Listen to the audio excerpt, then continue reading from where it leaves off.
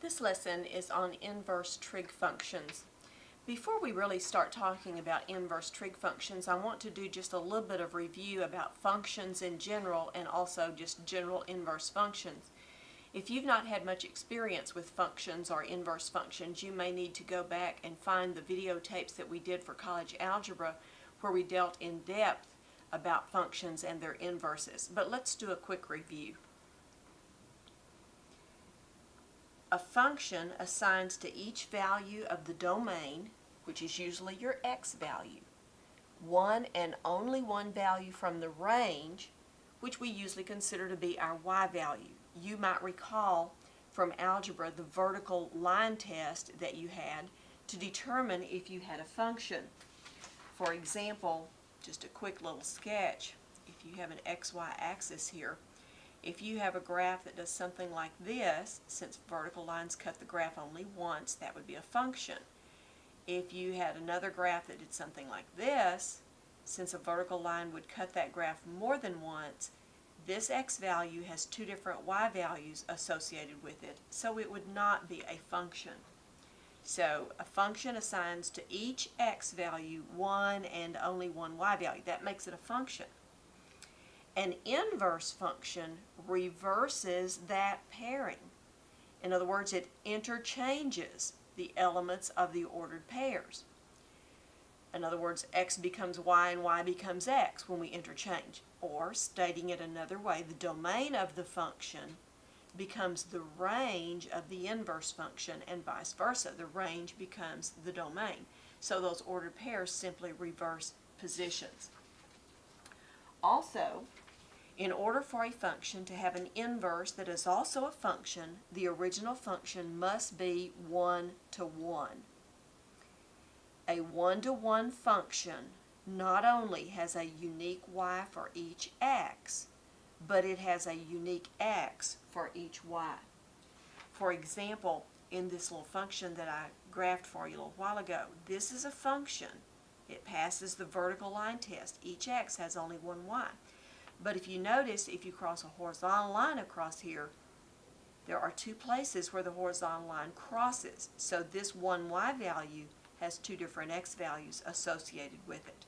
Now, in the case of a function that might do something like this, not only does it pass the vertical line test for being a function, but each horizontal line also crosses the graph only once, which says each y also has one x. So this particular function would be 1 to 1. Okay, in order for an inverse to also be a function, the original function must be a 1 to 1 function. Okay, so let's look at the definition of an inverse function. The inverse of a 1 to 1 function f is the function, we read this f inverse, defined by f inverse equals the set of ordered pairs yx such that the ordered pair xy belongs to f. Now a couple of comments here. This looks like f to the negative 1 power. That is not what this means. This is read f inverse, and that negative 1 up there is simply to indicate an inverse function. It does not mean 1 over f. You need to be sure that you understand that. Also notice within the definition, this is doing what we talked about. If the ordered pair xy belongs to the original function f, we interchange those. Notice y takes the place of x and x takes the place of y. So we've interchanged those ordered pairs to create the inverse function.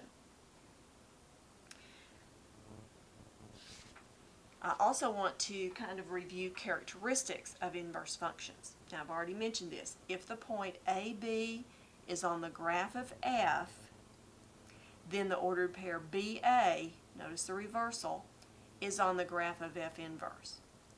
Because of this relationship, the graphs of f and f inverse are symmetric with respect to the line y equals x.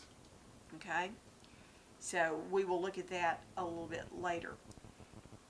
Now, we have reviewed a little bit about what an inverse function means, and a little bit about the characteristics, then our next question is, so how do you find the inverse of a function?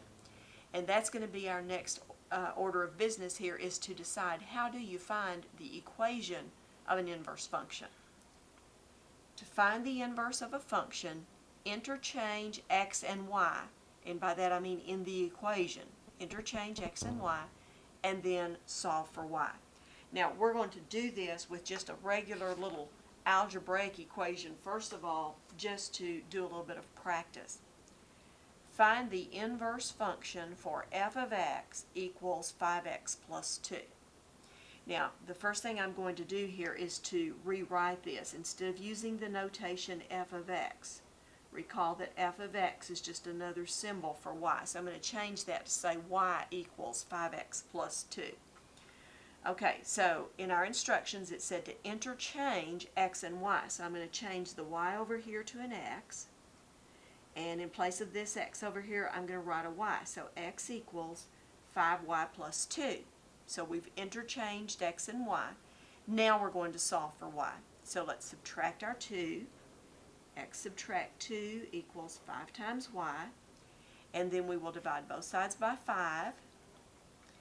And we will have y equals, we can either write this in the form x minus 2 all divided by 5. If we prefer, we could write y equals 1/5 x minus 2/5, just dividing that 5 into both terms. At any rate, this is our inverse function. So now, instead of using this symbolism for y, we're going to use that inverse function notation. F inverse of x is 1/5 x minus 2/5. Okay, now I just want to show you a quick little thing here. Let's go back to the original function. And notice, if I choose x to be 1, then 5 times 1 is 5 plus 2 is 7. The point 17 is on f. Now, let's reverse that. Let's take the 7, and we're going to put that 7 in right here. So I have 1/5 times 7 would be 7/5 minus 2/5. Well, 7/5 minus 2/5 is 5/5, which is 1. So notice, if I put 7 in the inverse function, I get 1, and thus the ordered pair 1, 7 has been reversed or interchanged. The point 7, 1 is on our inverse function. Now, this has just been a quick review from algebra of what we mean by functions and their inverses, and a little bit about how you find those inverses. Again, if you've not had much experience with this, you may want to do some other study from some of those college algebra videotapes and learn a little bit more about inverse functions before you tackle the trig functions. Now, let's take a look at some characteristics that we know are true about trig functions. Trig functions, recall, are periodic. That means what? Their graphs repeat. So they are not one-to-one. Recall that your sine graph has a period of what, 2 pi? Now I'm just going to do a little quick thing here. Your sine graph, remember, looks something like this, but remember there's other periods. That thing keeps going. So it would not pass the horizontal line test. Notice how many different places that one y value has different x's associated with it. So it is not one-to-one. All of the trig functions are periodic, so none of them are one-to-one. Since a function has to be one-to-one in order to have an inverse function, in order to define inverse trig functions, it is necessary to restrict their domains so that we have a one-to-one function. In other words, instead of considering that we can do the sine function for any value of x, we're going to restrict that domain to a smaller interval so that on that interval our sine function will be one-to-one, and thus we can define an inverse sine function for that interval. We will do the same thing for all of the other trig functions. Now let's take a look at our sine function. Notice here I have written y equals sine x. Now I want you to notice here that's a capital S. Y equals sine x has domain negative pi over 2 to pi over 2. This is a restricted domain, and it has a range of negative 1 to 1. It is 1 to 1 on this domain, thus it has an inverse function. Now, just for comparison, I have put here the graph of just our usual y equals sine x, and of course I've stopped it because my picture stops, but remember that graph would just continue. So our regular sine function has a domain of all real numbers. We can put any value of x in there. The capital S on our sine is indicating we have restricted our domain to be between negative pi over 2 and pi over 2. Now I sort of enlarged the scale on the y-axis just for emphasis here, but if this is negative pi over 2 here and this is positive pi over 2 here, between those two values, in other words, we would be picking up this portion of our regular y equals sine x graph, just this part right here, and I've kind of repeated that here. On this interval, we have a 1-to-1 situation, and so we will have an inverse for this capital SINX function. Now, I want to mention to you right now that in previous textbooks over the years, we have always distinguished the sine function that has a restricted domain by capitalizing that S. You will find in some of the newer textbooks that they have gotten away from that convention. They're not doing that so much anymore, and so they sort of leave it up to you to recognize when that domain has been restricted and when it has not. On this videotape, I'm using the capital letters just so it's absolutely clear when we're talking about this restricted domain. But you may notice in the textbook that you're using now, it may not be capitalized. Don't let that confuse you. Just understand that for whatever reason, and I suspect part of that is because of the advent of the calculator and how we use that the books are just not being printed that way much anymore. Okay, now I have put here for us to find the inverse function for y equals sine x. Notice the capital here. Well, let's think about how we did that algebra thing a minute ago. We said the first thing you do is interchange x and y. So in place of y, we wrote x, and in place of x, we wrote y. Okay, so we've interchanged x and y. Now, the next thing to do was to solve for y. So I guess what I want to say here, if I'm trying to solve for y, how do I do that? Y is now the argument of this sine function, so how do we solve for that? Well, we've made that possible by the notation that we use. We say to solve for this y, we're going to write that the inverse sine of x is equal to y here, okay? So we've done the inverse of this sine function, and so we do the inverse of the sine function here. The inverse sine of x, notice that -1 thing is that symbol we talked about earlier for inverse sine, or inverse function. Inverse sine of x is equal to y. So this is a new notation that you may not have seen before. Now, let's look at this in the form of a definition. The inverse sine function. By definition, y equals the inverse sine of x, or there's also another way that we can write that, y equals the arc sine of x, means that x equals the sine of y, where y is in this interval from -pi over 2 to pi over 2. Now, first of all, I just want to mention to you, these two notations mean exactly the same thing, and you will see them probably used interchangeably in your book. Sometimes they'll write this, sometimes they'll write this. Notice again, I have capitalized this A on arc sine. Again, your textbook may or may not have that capitalized. The capitalizing there is nice in that it reminds us of the restriction that we had to impose on the sine function in order to have an inverse that was a function. So the key thing for you to recall is when you're finding the inverse sine of something, that answer that you get must absolutely be in this interval from -pi over 2 to +pi over 2. Now we're going to be addressing that issue as we look at some examples. Okay? So, notice this says find the exact value without using a calculator. Okay? Y equals the inverse sine of negative 1/2. Now, at least in the beginning, I'm going to encourage you to rewrite from the definition so that you can think about what this problem is asking you to do. Notice, if you have something equals the inverse sine of this, you can solve for this over here by writing the sine of this thing on this side. Okay, so we're going to rewrite.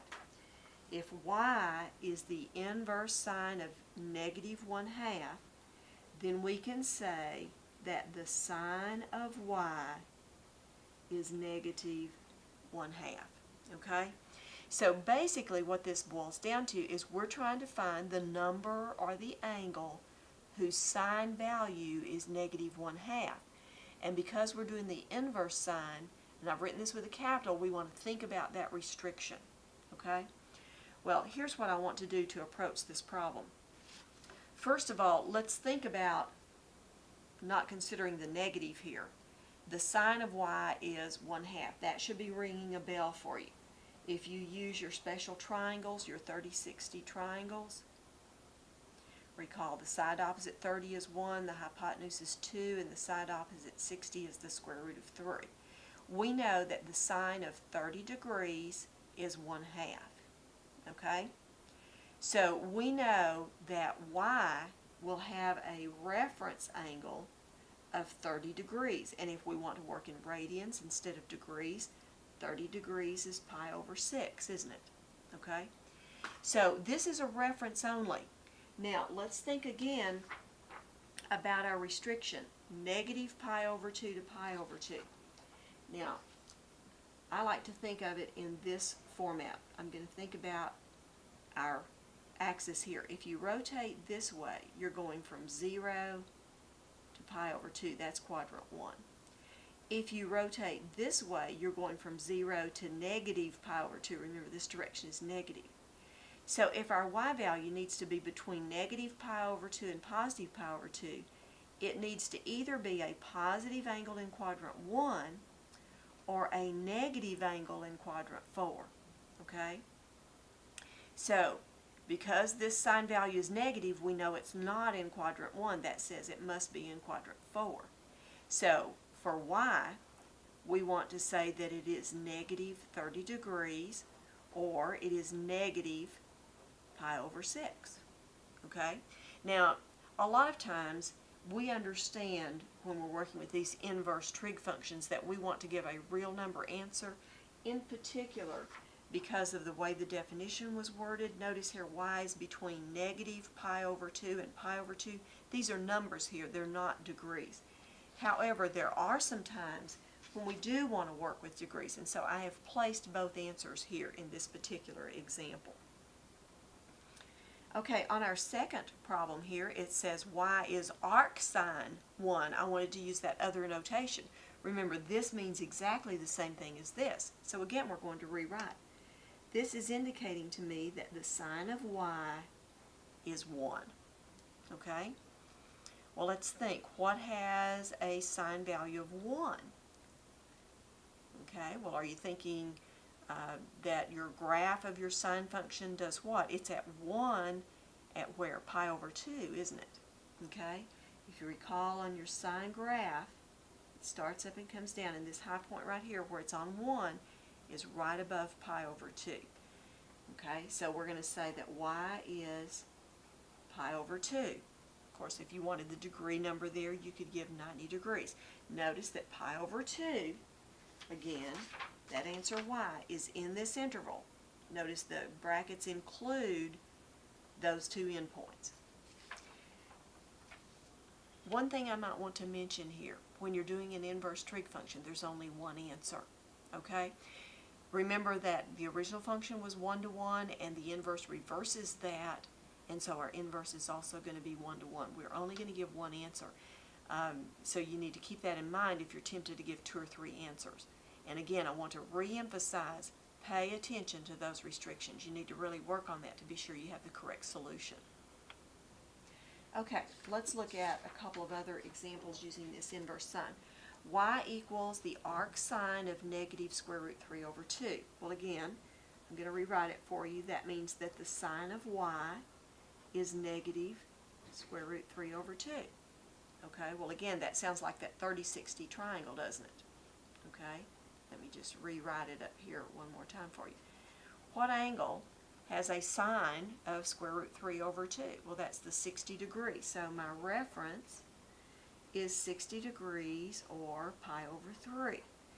Again, notice that this is negative, and so that's going to put us in quadrant 4. So y is going to be negative pi over 3. I'm just going to give that real number answer. If you gave the degree answer, you'd say negative 60 degrees.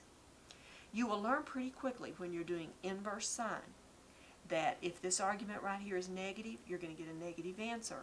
And if that argument is positive, you're going to get a positive answer. Remember, again, it's because you're either in quadrant 1 between 0 and pi over 2, or you're in quadrant 4 between 0 and negative pi over 2. Okay? All right, our last example here, number 4, if we rewrite, we have the sine of y is the square root of 2 over 2. You may not need to use the triangle to refresh your memory here, but remember the 45-45 triangle, 1, 1, square root 2. The sine is 1 over the square root of 2, but if you rationalize that, you get square root 2 over 2. So we know that y is 45 degrees, or in terms of radians, pi over 4. Notice since this was a positive value, I know I'm in quadrant 1, and so I know that those values are exactly correct. Okay? Now, once that you totally understand the inverse sine function, then it's pretty easy to move on and look at the inverse cosine, the inverse tangent, inverse secant, etc. So I spent quite a bit of time developing this information about the inverse sine. Now, our next step is to look at the cosine function. And again, remember the cosine function is periodic. It's not one-to-one. So again, we're going to need to restrict the domain so that we'll have a one-to-one function so that we can define the inverse cosine. Y equals cosine x, notice the capital, has domain 0 to pi and range negative 1 to 1. It is 1 to 1 on this domain, thus it has an inverse function. Now again, I showed you the whole regular old cosine function. Again, this one would continue to repeat and be periodic. It's not 1 to 1. But notice from right here on the graph to right down here on that little interval, which I've got reproduced here, we have 1 to 1. Notice the cosine from negative pi over 2 to pi over 2 is not 1 to 1 like the sine function was. So we have a different restriction on our cosine function. We had to scoot over to pick up this piece of the graph that was 1 to 1. Okay, so this is going to require us to remember a new interval to restrict ourselves to. Domain 0 to pi. Okay?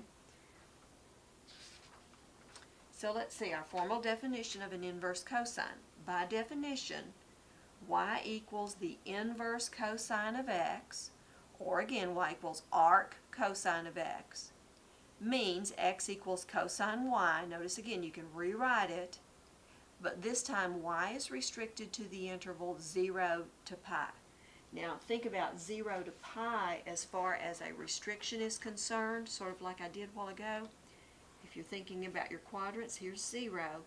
If you go all the way over to here, here's pi. So 0 to pi would be quadrants 1 and 2. If we have a positive value for the cosine, we're going to be in quadrant 1. If we have a negative value of the cosine, we're going to be over here in quadrant 2. Notice in quadrant 2, cosine's negative, isn't it? But notice our angles, we're going this way, so our angle answer is always going to be a positive answer.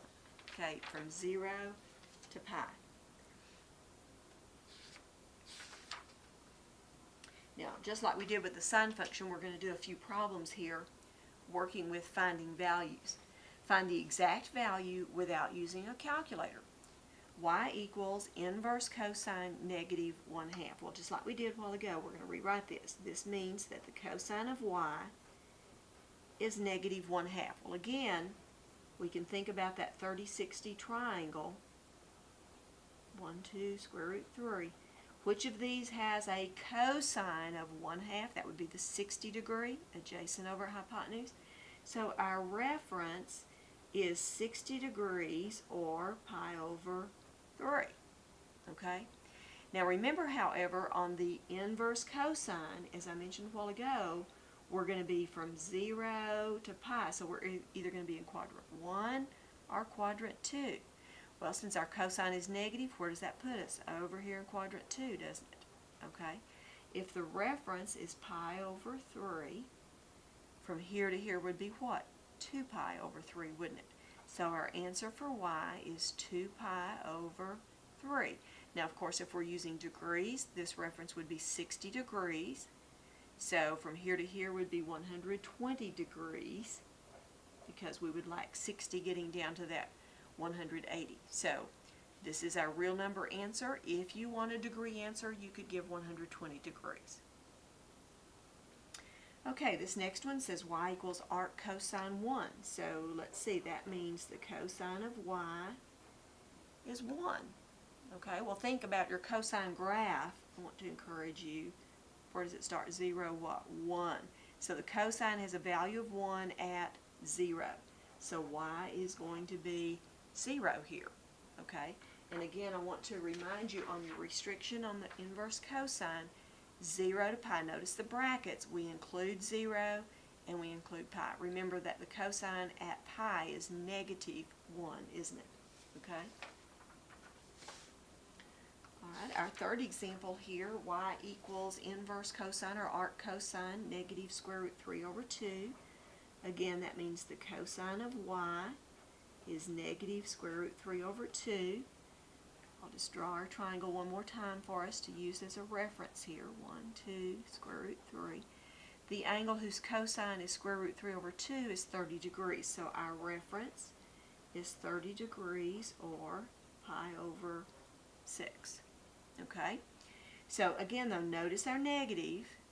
So if we are between 0 and pi, if our cosine's negative, we're going to be here over here in quadrant 2. Reference pi over 6. So if we like pi over 6 getting down to pi, pi minus pi over 6, our y would be 5 pi over 6. Okay?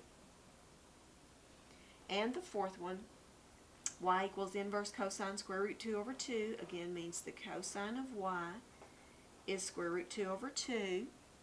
Do you recognize the angle already? 45 degrees is our reference. Reference is 45 degrees. Since this is a positive value, we know we're going to be in quadrant 1. So y is 45 degrees, or pi over 4, as a real number answer. Did you find that after having worked with the inverse sine, that it was a little bit easier to think about the inverse cosine? So again, I want to emphasize, keep reviewing. The inverse sine, the restriction is negative pi over 2 to pi over 2. You've got to remember that. For the inverse cosine, it's 0 to pi. Okay? Now, we're going to also look now in pretty much in depth the inverse tangent function. Now, as before, we're going to have to do some restricting. Y equals tangent x, notice your capital, has domain negative pi over 2 and pi over 2, and range negative infinity to infinity. It is 1 to 1 on this domain, thus it has an inverse function. Here's your regular tangent function. You know, a lot of times we think about just this portion, but notice it repeats. And of course, there would be others of them over here. Not 1 to 1, is it? But if we restrict our tangent function just to this interval, from negative pi over 2 to pi over 2, our asymptotes recall here and here. On that interval, we have a 1 to 1 function, and thus we have an inverse. Now, I want to be sure and point out something to you here. The inverse tangent almost has the same restriction as the inverse sine. Negative pi over 2 to pi over 2. The difference is the inverse sine had brackets here. That means you included those endpoints. With the inverse, or with the tangent function, that's a parenthesis. So these are not included. And the reason, of course, they're not included is because that's where our asymptotes are. we cannot put pi over 2 or negative pi over 2 into the tangent function and get a solution. So as we've done with the others, let's look at our definition of inverse tangent function. By definition, y equals inverse tangent x, or y equals arctangent x. Means x equals tangent y. Again, you can rewrite. For y in the open interval, negative pi over 2 to pi over 2. So again, think about quadrants 1 and 4. 0 to pi over 2, quadrant 1. 0 to negative pi over 2, quadrant 4. So our answers will be in quadrant 1 if our value is positive. It'll be a positive answer. If our value is negative, it's going to put us down in quadrant 4. Our answer is going to be a negative angle or a negative real number. Let's look at some problems here. Find the exact value without using a calculator. Y equals inverse tangent 0. Let's rewrite that thing. This is telling me that the tangent of y is 0. Okay, do I need to give you a hint? Think about the graph. Okay, where is the tangent 0? Right there on 0. So, if the tangent of y is 0, y is 0. Okay? The second one, y equals arctangent 1. Let's rewrite that one. That means that the tangent of y is 1. Now, are you thinking about your special angles? Let me remind you again, that 45, 45 triangle, what are these sides? 1, 1, square root 2. The tangent of 45, opposite over adjacent, 1 over 1. So we know our reference is 45 degrees, or pi over 4. Since this 1 is positive, we're going to be in quadrant 1. So y is going to be pi over 4. Or again, if you want a degree answer, you could put negative, 45 degrees if you want a degree answer. Okay, the third one says y equals arctangent negative square root 3. Let's rewrite this one. The tangent of y is negative square root 3. Now, are you thinking negative square root 3? In your right triangle, what has a square root 3 one? That's the 30-60 triangle, isn't it? Notice that the tangent of 60 degrees opposite over adjacent would be square root 3 over 1. So we could think about that as being over 1. So my reference is going to be 60 degrees or pi over 3. Okay? Because the tangent would be square root 3 over 1. Now, notice your negative. And we're talking about arctangent. So the restriction again is going to be between negative pi over 2 and positive pi over 2. Quadrant 1 if we're positive, quadrant 4 if we're negative. So we're going to come down here. So for y, we're going to report our answer as negative pi over 3. Okay? And our fourth example, y equals inverse tangent negative 1. Again, if we rewrite it, the tangent of y is negative 1. Okay? Well, a while ago we did the 45 degree has a tangent of 1, right? So our reference is 45 degrees or pi over 4. But which quadrant are we in if this is negative? That's right, we're down here. So our solution for y is going to be negative pi over 4. Okay? You may want to stop at this point and just be sure that you understand the inverse sine, the inverse cosine, and the inverse tangent. And really, again, I emphasize, pay attention to those restrictions. It helps me to remember that the inverse sine and the inverse tangent basically have the same restriction, negative pi over 2 to pi over 2. The difference is, with the sine function you include those endpoints, and with the tangent you do not. And then the cosine's the one that's different, 0 to pi. Okay? Now, we want to look at the other inverse trig functions. We're not going to develop those as I have done with sine, cosine, and tangent because we don't want to take that much time, first of all, but also because we don't use those as much as we do the sine, cosine, and tangent.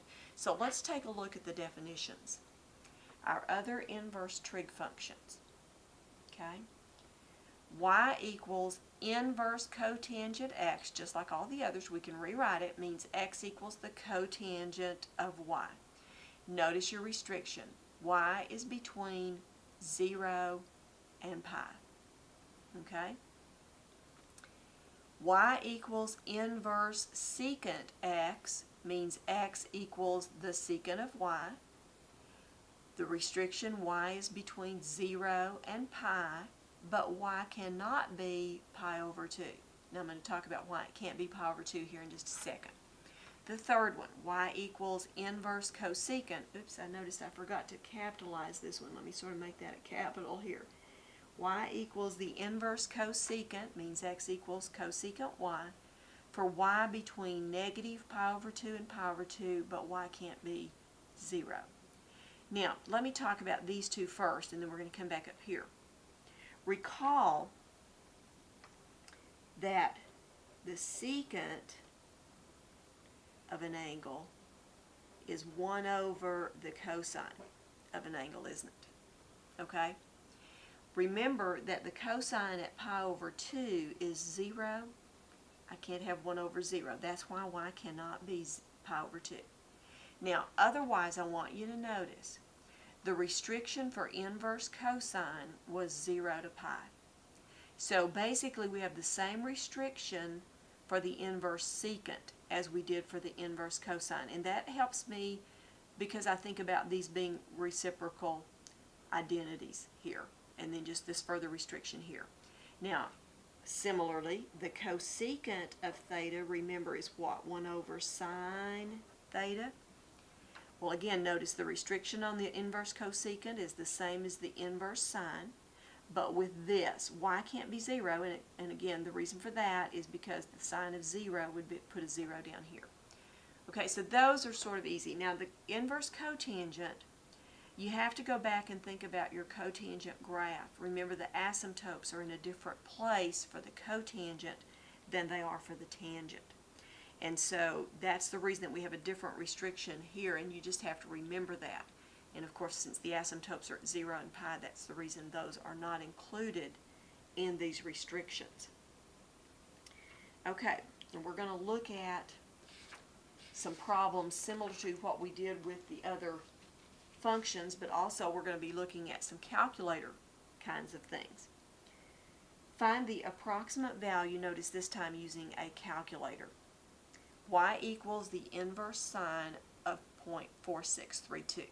Now, even if I rewrote this and I said the sine of y is 0.4632, see, I don't recognize that as being a special angle like we had with those other values in those other examples.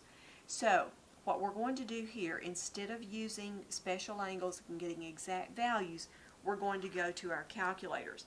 Now, what I want us to do is to be sure as we go to your calculators, I want you to go ahead and set the calculator for radians. We're going to assume that unless it specifically asks for a degree answer, we're going to give a real number answer. And the nice thing on your calculator is that you will have a button on your calculator that will be marked inverse sine or arc sine. Usually, you get to that key by doing the inverse or shift key and then hitting the same button that you use for your sine function. You might want to get your calculator. I don't think you can necessarily see this on the screen here, but here's my sine function, and right above it, I know you can't read that, it says in gold type, inverse sine. And of course I use my shift to get to that key. And so yours will probably be similar to that. And you will enter things basically like you did when you were calculating a sine function. In other words, if you put the function name in first, like sine first, and then whatever you want the sine of second, then that's the way you'll enter this. If you have to put the value in first and then hit your sine key, then you'll do the same thing on doing an inverse sine. So this is really going to be easy for us. I'm just going to do an inverse sine, and on mine I put the function in first. So I've got inverse sine 0.4632, and I'll just hit my equal sign. And so y is 0.4816. I'm going to go ahead and give 4 decimals here because that's exactly the same as what they had given me at the beginning. Now, if you do this with your calculator set for degrees, I might just tell you that it's about 27.6 degrees. So if you got 27.6 instead of this 0.4816, check your calculator. You had it set for degrees. And like I say, usually we assume we want a real number answer unless it specifically states that we want a degree answer. Okay, so actually this is kind of easier than the exact values because we're just using our calculator. Okay, y equals arctangent or inverse tangent 5.2974. Okay? Well, since I don't recognize this as being numbers from our special angles, I'm just going to go to the calculator and I'm going to do my inverse tangent 5.2974 and hit my equal. And for y, I have 1.3842. Okay?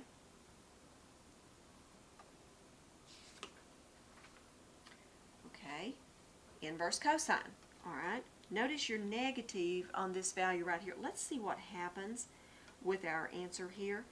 Okay, I'm going to get my inverse cosine. And with my calculator, I have to put the number in and then change it to a negative. If you've got a graphing calculator, you can just hit your negative sign there. So 0.7921. Be sure it's negative. And I'm going to hit my equal. For y, I have 2.4850. Now, I want to talk about that answer for just a second. Remember, on your inverse cosine, the restriction was 0 to pi. How much is pi? About 3.14. Is 2.4850 between there? Yes, it is. Remember that pi divided by 2, if you looked at that a lot with graphing, pi over 2 is approximately 1.57. Notice the 2.48 is more than that. So if you think about quadrants, you have passed pi over 2 and you're over here in the second quadrant where your cosine is negative. So the nice thing about this is your calculator is programmed to know the restrictions that we've placed on these inverse functions. Let's look at this inverse sine. Notice again a negative here. Remember when we did those exact values, if this was negative, we got a negative answer down in quadrant 4. Well, let's see what happens on our calculator here. I'm going to do my inverse sine and 0.6149 negative. Now again, remember on your graphing calculators you can put your negative sign in first. Equals. Okay, for y, I'm getting negative 0.6623. Okay, notice the negative answer.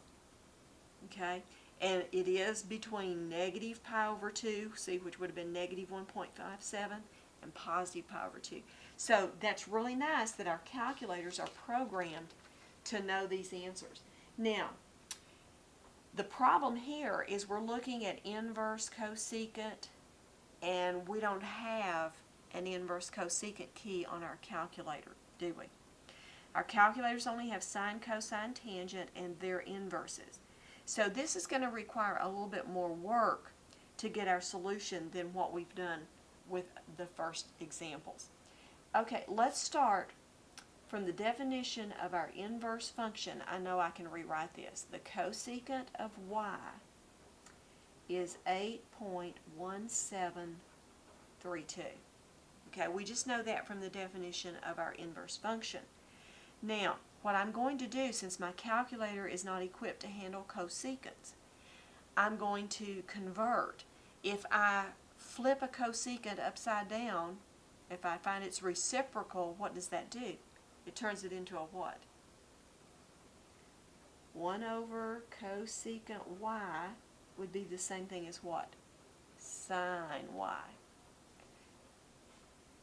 So 1 over 8.1732 is the sine of y. Well, let's get that value. Now, to get this 1 over 8.1732, you can, of course, just say 1 divided by 8.1732 if you want. Or you can put your 8.1732 in your calculator and use your 1 over x key. That will flip it over. So what I have here is that the sine of y is 0.1224. Now I'm going to leave that in my calculator, but I have rounded that off to write it up here on the screen.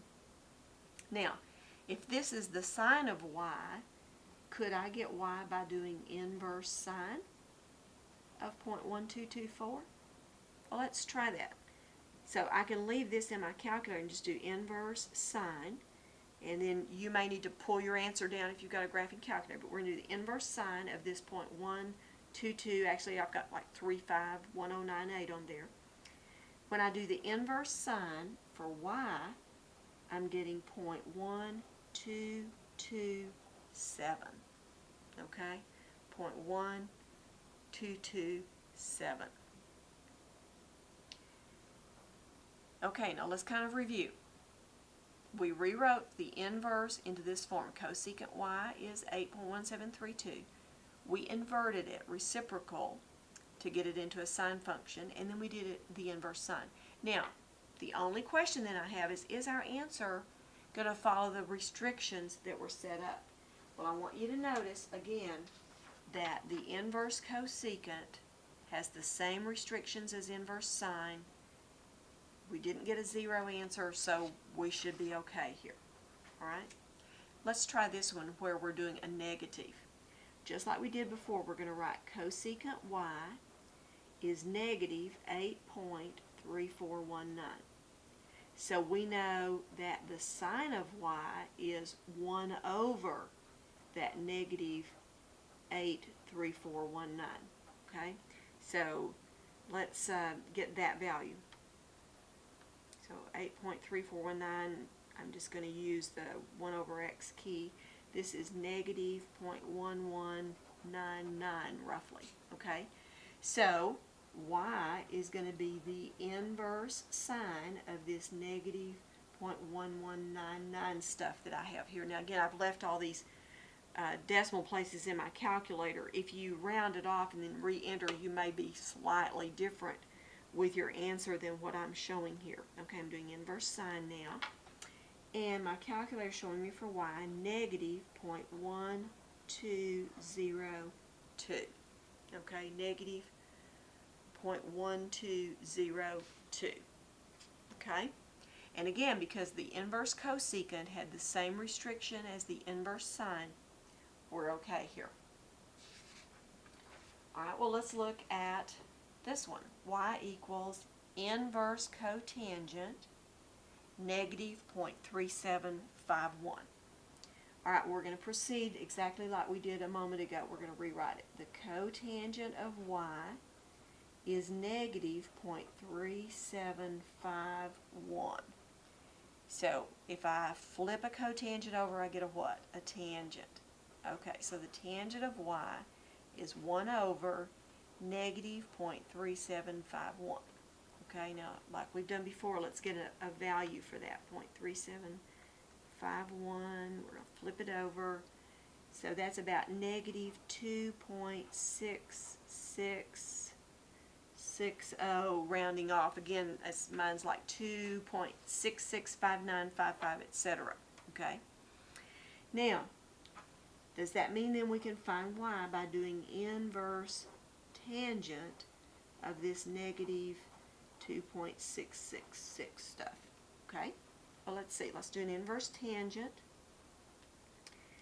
And what my calculator is showing me is y is negative 1.2119. Now I'm going to put a question mark by that. Is this the correct answer? Okay, well let's look back over here a second. Inverse cotangent. Y is where? Between 0 and pi. Those are all positive values. Is it 0 to pi, quadrant 1 or 2? Between 0 and 3.14, if you will. Is negative 1.2119 between 0 and pi? No, it's not. So what we have to do is treat this as a reference, okay? So let's think about it like this. What my calculator has done, it's giving me this negative value coming down here. The reason it did is because I had to use inverse tangent, and the restriction, recall, on inverse tangent is negative pi over 2 to pi over 2. Well, all I have to do is to sort of translate this over. I know the inverse cotangent is defined between 0 and pi. I know, since this is negative, I need to be over here in this quadrant too. So what I'll do is just come across over here and I'll take this 1.2119 as a reference over here. Okay, so if this is pi, I need to subtract 1.2119 to get the value from here to here. So let's just take our calculator and let's get pi, and we will subtract 1.2119, and the correct answer for y then is going to be 1.9297. Okay? Let's see if I did that calculation right. That's bothering me a little bit. Okay, we've got pi, yeah, that's right, minus 1.2119 is 1.9297, yes, when I round off, okay? So the inverse cotangent is the one that you're going to have to really watch. That's because the inverse tangent and the inverse cotangent do not have the same restrictions, okay? All right, let's look at inverse secant here. Y equals inverse secant, negative 8.2951. This means that the secant of y is negative 8.2951. If we do a reciprocal, we're going to get what? Cosine. Cosine of y is 1 over negative 8.2951. Okay, let's get an approximate value there. So when I flip that over, I've got negative 0.1206 roughly. Okay, to get y, we're going to do an inverse cosine of this negative 0.1206. And for y, I have 1.6916. Okay, now should that answer be okay or not okay, do you think? The inverse secant from 0 to pi. So we should get a positive answer that would be in quadrant 2. Okay, remember that pi over 2 is how much? 1.57 roughly. So this is over in quadrant 2. It is the correct answer. Now what you should see here, if you're doing an inverse secant or an inverse cosecant, you're going to rewrite, flip them over to a sine or a cosine, and you should be okay there because the restrictions are the same. But if you have an inverse cotangent, you're going to have to be really careful because the inverse tangent and the inverse cotangent do not have the same restrictions. Now I'm really going to encourage you at this point. I know this is a really long tape, but there's so much information here, and this is a topic that students really struggle with. But I would suggest that before you go any farther in this lesson, that you might want to stop and practice some problems where you're just working with these simple, find the inverse sine, find the inverse cosine, etc. with simple problems. Perhaps do that part of your homework and then come back and look at the latter part of the tape where we're going to have more complicated problems to solve. Okay? So if you need to stop the tape and go do some of that, do that. Otherwise, if you're ready to go on, we're going to look at some more complicated problems.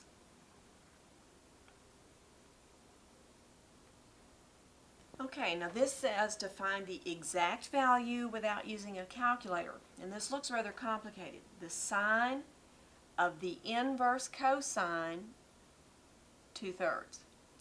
Now, I'm going to suggest here that as we work these problems, you learn to do some rewriting to simplify matters. You see this part inside here? I'm going to just take the part inside here and come down here, and I'm going to call that, let's say, A. A equals the inverse cosine 2/3.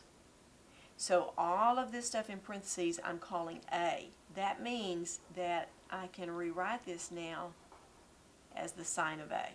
Okay? So I'm replacing this with just an A. Well, sine A, that doesn't sound too difficult, does it? So we're going to see how we can find the sine of A. Now down here, let's look at this. I've got an inverse cosine. Well, by definition, if A is the inverse cosine 2/3, we can rewrite that, can't we? Cosine A is 2/3. Okay? Now, This turns out not to be such a difficult problem if you understand what we've done so far. The inverse cosine has a restriction 0 to pi. If this is a positive value, then our cosine value must have been in quadrant 1, because in quadrant 2 the cosine is negative. So I know that I have a quadrant 1 angle A whose cosine is 2/3. Well, let's just do a little quickie here. Okay, if the cosine is 2/3, the adjacent side is 2 and the hypotenuse is 3, isn't it, for that angle? Now, can I find this side over here? Well, certainly we can, can't we? If we call that, say, y, we know that 2 squared plus y squared equals 3 squared, don't we? So we have y squared is 9 here minus 4. Y squared is 5. So y is the square root of 5. So if this side here is the square root of 5, notice the sine of A is the opposite side y over 3, over the hypotenuse. So the sine is the square root of 5 over 3. So the sine of the inverse cosine 2/3 turns out to be square root 5 over 3. That wasn't so bad, was it? The trick, again, is to do this rewrite part right here. Let's look at another one.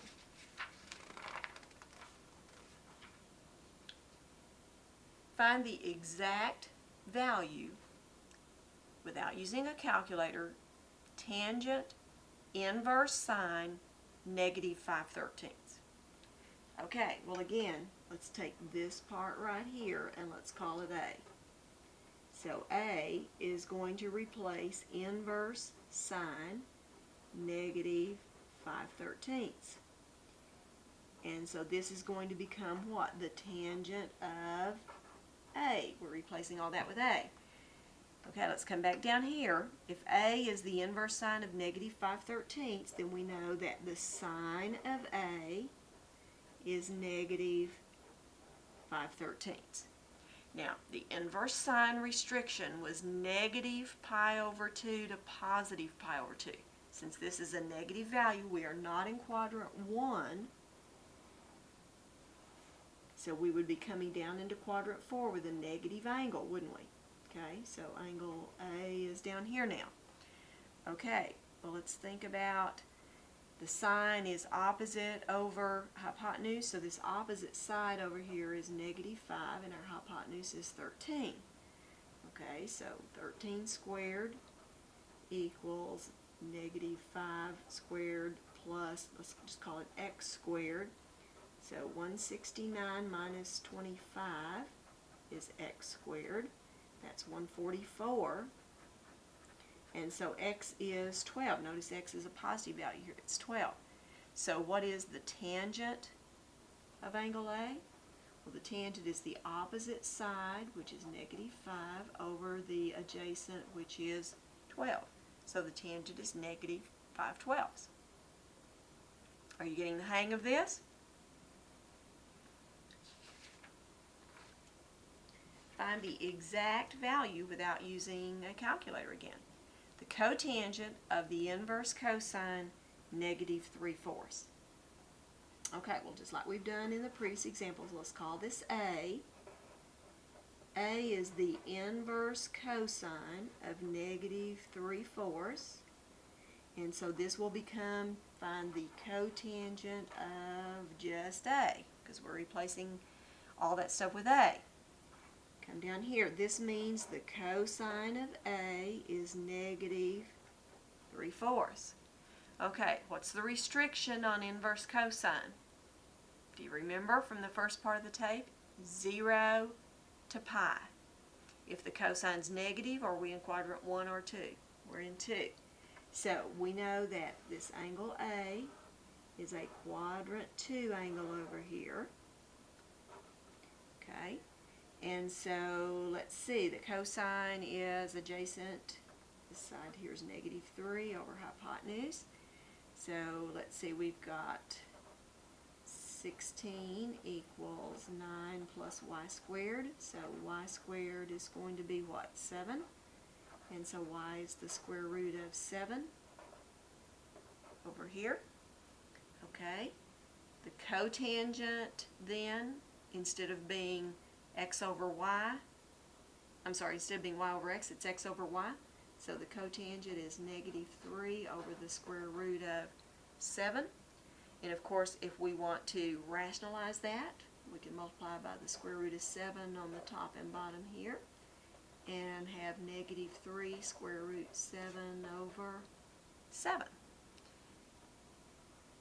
Now, these first several ones weren't too bad because we took that part in parentheses, we called it like angle A or whatever, and then we just did some rewriting. We thought about restrictions. Okay? Now, these next problems are going to be a little bit more complicated. We may even have to think about using some identities, as it turns out. Let's take a look. Find the exact value without using a calculator. The tangent of 1/2 inverse cosine negative 8/17. Well, now, the thing here that is making a problem is this 1/2 right here. In those other examples, we did not have a number here. Now, what I want to do is just take A to be the inverse cosine of negative 8/17. Now, this is going to follow the same idea in these other problems. Notice in every case, you know, we had A to be the inverse function, whatever that was. So I want to do the same thing here. But when we start rewriting this up here, I've got tangent. I can't forget this 1/2. 1/2, and then in place of this inverse function, I've got A. So I need the tangent of 1/2 A instead of just the tangent of A. Well, we're going to worry about that in a second. Let's come back down here and let's talk about this. If I rewrite this, I have the cosine of A is negative 8/17. Now, inverse cosine, we said a minute ago, the restrictions are 0 to pi, quadrant 1 or 2. So we must be in quadrant 2 since this is negative. And so this will be negative 8/17. Cosine is x over r, or adjacent over hypotenuse, or whatever. Let's get this other side. Y squared plus 64 is going to equal, let's see what 17 squared is, 289. So y squared, if I subtract 64 from 289, I have 225. And the square root of 225 is 15. So y is 15. Okay? Now, before we're ready to answer this up here, let's remember I've got this 1/2 thing. Well, what we might want to do is to recall some identities. The tangent of 1/2 A, there's several forms that you might use, but one form that we have is that the tangent of 1/2 A, or A over 2, or theta over 2, whatever letter you want to use there, one form is that it is the sine of A divided by 1 plus the cosine of A. So I'm just using an identity here. And I'm doing that so that I can get everything in terms of A instead of 1/2 A, because I can use this triangle thing over here to give me the values for the sine and the cosine. Okay, the sine of A is going to be 15 over 17. 1 plus the cosine of A, we already had that right here, is a negative 8/17. So I have 15/17. And since 1 is 17/17, 17 minus 8 is going to give us, what, 9/17 down here? And so I've got, if I invert and multiply here, 15/17 times 17/9. 17's cancel. And I have 15/9. Okay? So we're incorporating here the things we've learned about the inverse functions, but we're also incorporating here perhaps some identities that we have to use.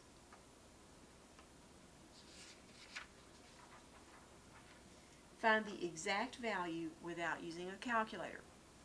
Now this one really looks complicated, doesn't it? Find the sine. Notice this parenthesis starts here and it ends here. So we want the sine of all of this. You'll notice there's two inverse functions here. So here's what I'm going to do. I'm going to take this inverse function and call it A. So A is the inverse cosine 2/3. I'm going to take the second inverse function and call it B.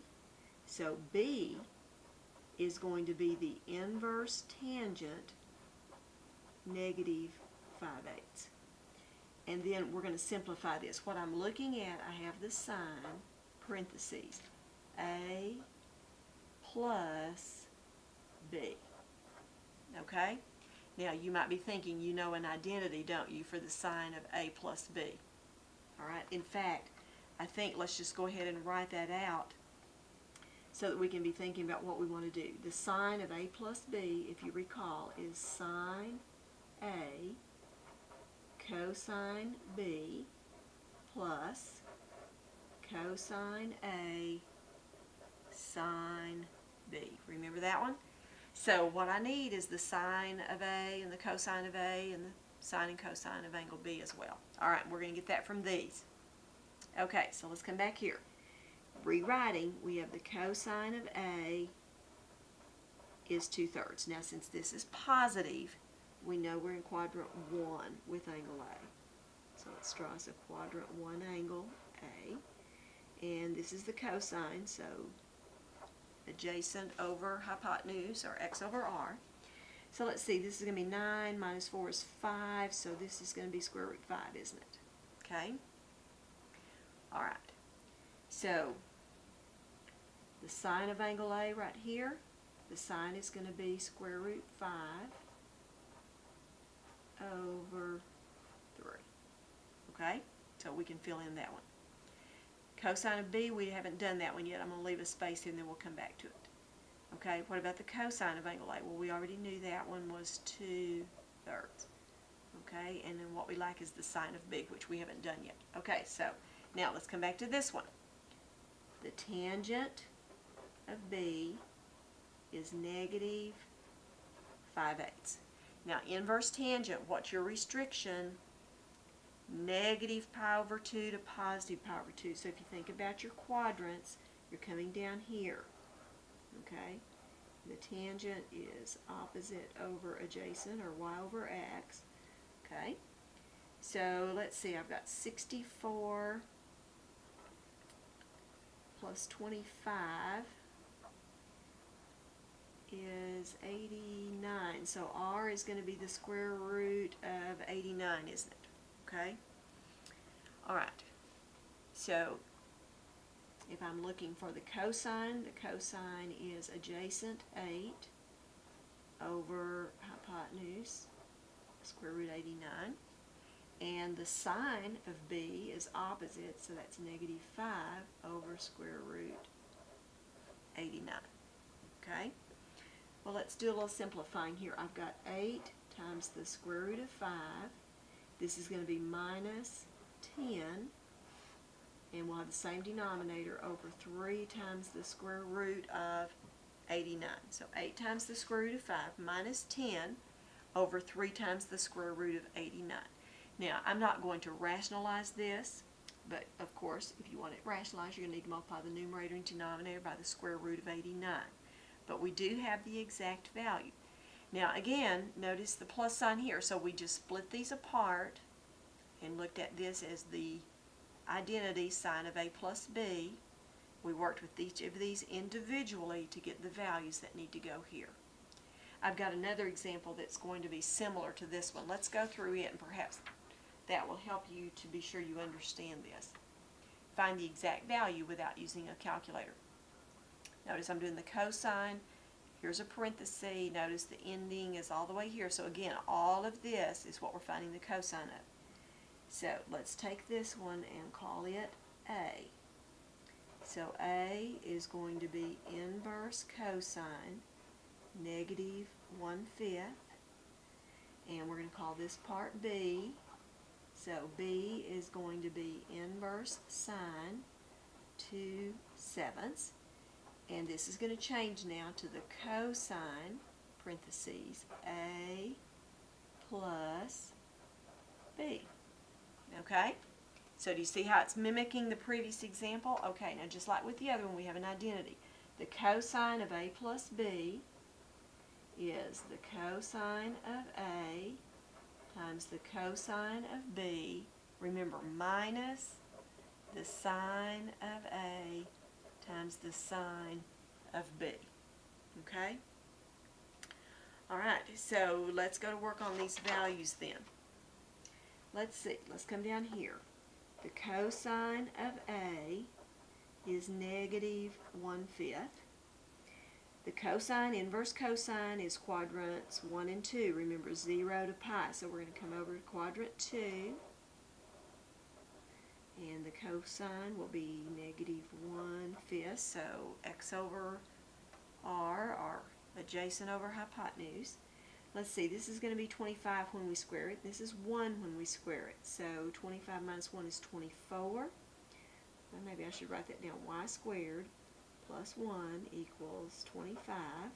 So y squared is going to be 24. Okay? If we do the square root of 24, let's see, 4 times 6. So take the square root of 4. So 2 square root 6 is this side right here. Okay? So the cosine of A was negative 1/5. So we've got that. We don't have that one yet. Minus the sine of A. Well, the sine is going to be opposite. So 2 square root 6 over hypotenuse 5. And then we need to figure out the sine and cosine of B. And we will have this completed, won't we? Okay, well, let's see. The sine of B is 2/7. Now, this is positive, so we know we're in quadrant 1 for angle B. Sine is opposite over hypotenuse. Okay, well, let's see on this one. X squared plus 4 is going to equal 49. And so x squared is going to be 45. X will be the square root of 45. 45 is what? 9 times 5. So 3 square root 5. Okay, so the cosine of B is going to be 3 square root 5 over the 7. And the sine of B, of course, was 2/7. Okay, well, let's see what we've got here. Multiplying these, we've got minus 3 square root 5 over 35. Minus, multiplying these, I have 4 square root 6 over 35. I guess I could have written that as 1 like we did a while ago. 35 is our denominator. Negative 3 square root 5 minus 4 square root 6, all divided by 35. You might want to spend some time here and think about how we've put all this together to solve these problems. I have one final example for you, and in this one it's similar to some of the problems we've done, except that we're not given numerical values. Let's take a look at this one.